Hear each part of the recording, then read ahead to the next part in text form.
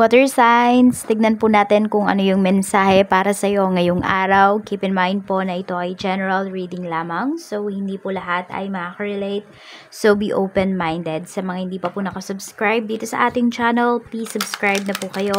And palike na din po ng ating video. At sa mga nais naman po mag-avail ng ating private readings, ng ating Evil Eye Amulet, ng ating Cures Bracelet, makikita nyo po yung link sa description box and also sa comment section.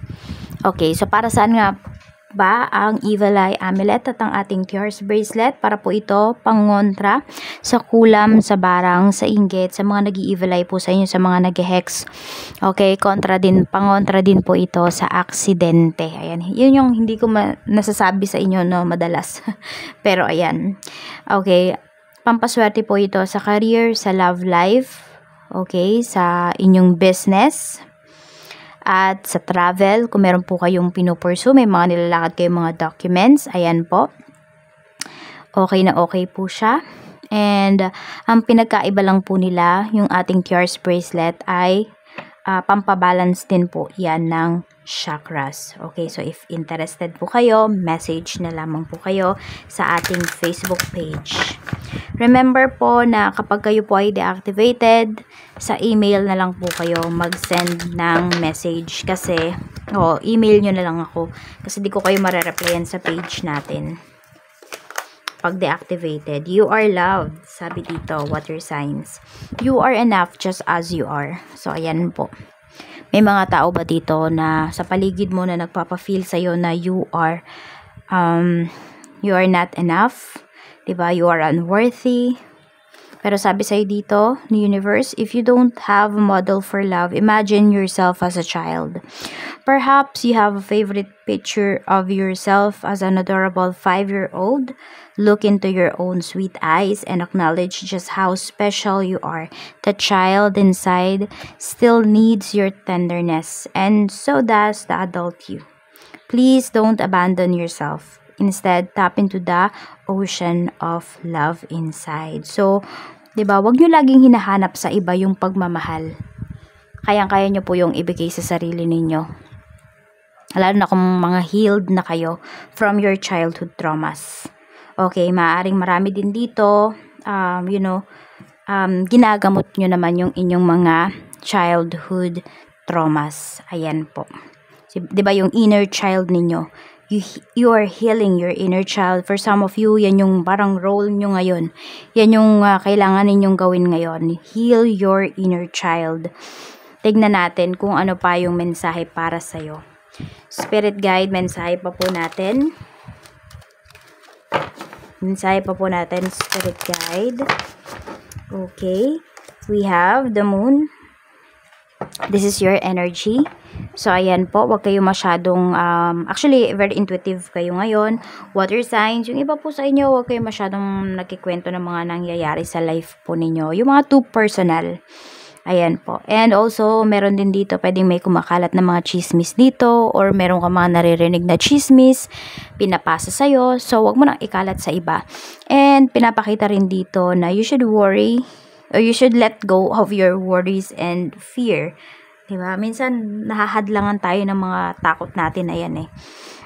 Na sumubok ng mga bagay. Tignan natin. Pagdating naman po sa iyong family, we have the dreamer. Okay. And we also have ego. Okay. Meron dito, pwedeng, hindi naman mayabang to, no? Pwedeng meron dito sa family mo is, courageous. Mas more on yun yung nakikita ko dito, courageous. Meron naman dito, sobra pong nape-pressure. Pwedeng nape-pressure po ninyo, water signs. Okay, pwedeng ito ay anak po ninyo. Tingnan natin. So, ayun, mas more on yun yung nakikita ko dito. Pwedeng sa school, baka nape-pressure po ninyo. Okay lang, ganito anak. Ganito yung, makuha mo na grades, etc. So, we have 3 of spring. Okay, meron naman dito, sobrang taas po ng pangarap. Ito, sa family members po ninyo. Which is, okay lang po ito. Ayan, wala pong masama dito. Kasi nakikita mo naman, pwedeng kung sino man yung taong to, ay nagbibigay naman talaga siya ng efforts. Okay? Effort naman talaga siya kung effort pagdating dito sa kanyang mga goals in life. So, tignan natin. So, wag nyong sirain yung parang ano ba, yung, di ba, yung magandang kaisipan ng isang family member po ninyo. So, we have 9 of Cups. Pagdating naman po ito sa inyong friends, meron tayo ditong 9 of Spring. Okay, sa mga friends mo, maraming pasaway. Pero, alam mo, kahit mga pasaway yung mga kaibigan mo, water sign, sobrang nag-e-enjoy ka kapag kasama mo sila. Parang, alam mo, yung nandun yung nagiging ikaw. Yung wala kang, napapakita mo kung sino ka talaga. Wala kang inhibitions pagkasama mo tong mga friends mo. Tapos nakikita ko rin dito na marami na kayong pinagsamahan ng mga friends mo. Marami ka nang na-share sa kanila. And ano naman, safe naman po talaga yung mga sinishare mo sa kanila. Pero syempre, huwag pa rin magpakasigurado. So mas maganda pa rin kung hindi tayo masyadong nag-share ng mga too personal information sa ibang tao. So, we have the Hermit. Ayan. So, okay naman. Wala ka namang masasabi sa mga friends mo. Mababait naman sila. At tahimik lang din naman yung mga friends mo. I mean, yes, maloko sila. Ayan. Medyo may mga pasaway. Pero, alam nila kung paano magtago ng sekreto. Alam nila kung paano, sabihin natin, ingatan yung reputation ng kaibigan ng isang tao. Sa love life naman po, we have 5 of Summer. So, meron dito, may nagsisisi. We have 8 of Summer. May nang iwan ba sa inyo dito? May nang ghost ba sa inyo? Water signs? Or baliktad, pwedeng may ginose ba kayo dito? So, pwedeng yung taong yun ay nagsisisi po. Ayan.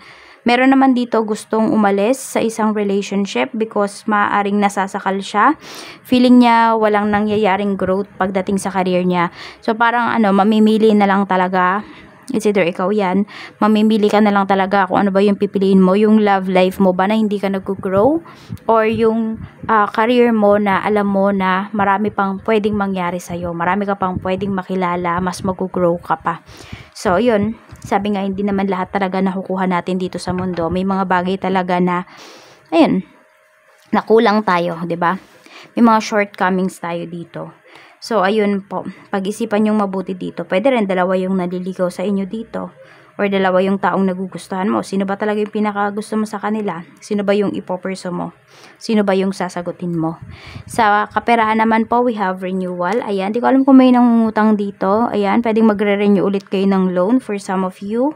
Pwede rin may magre-renew ng contract dito. So, tuloy-tuloy po yung pera na papasok. Sa negosyo naman, ito ay pagdating sa trabaho, we have Princess of Autumn.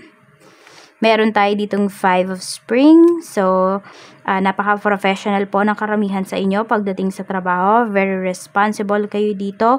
Yun nga lang, marami din kayong nakakaaway. Water signs. Alam mo ba, ang tingin sa'yo ng mga tao sa paligid mo ay kakompetensya kanila. Kahit na ang gusto mo lang naman makatulong sa kanila sometimes, ang gusto mo lang naman ay matapos yung trabaho mo. I mean, nagpunta ka talaga dyan para magtrabaho, pero iba yung nakikita ng mga tao sa paligid mo. Iniisip nila agad na, ay naku, kakompetensya natin tong si water signs. Dapat di tayo magpatalo. So, yan, siguro dapat maging competitive ka rin talaga pagdating sa trabaho mo, lalo na kung kayo yung tipo ng tao na goal achiever din talaga kayo. Water signs. Tignan natin pagdating naman sa negosyo, we have King of Summer. So, maraming naniniwala sa iyo dito. Actually, parang kahit ano yung ibenta mo, water signs, marami pong, maraming magtitiwala sa iyo. Papatok kahit anong binibenta mo. We have release. Okay, so pwede po na ito may mga pa-orders kayo dito. At meron din ako nakikita pwedeng employee mo, staff mo na pwedeng magpapaalam sa iyo na uuwi ng maaga ngayon. So pwedeng pagbibigyan mo siya. At meron din ako nakikita dito, maaari po na yung mga pa-orders niya, yung mga reservations ba, ganun. So pwede po kasi na meron dito nagba-buy and sell kayo, or parang humahango lang po yung iba sa inyo pagdating dito ng mga produkto. So, yun, pwede po na, pero payment first kayo. Yan, parang i-release nyo na unti-unti yung mga orders nila. So, ito po yung mga lucky numbers, 15, 18, 9, 20, 13, and 35. Maraming salamat po sa walang sawang pagsuporta ninyo dito sa aking channel. Mag-iingat po kayo always and more blessings to come. Bye-bye!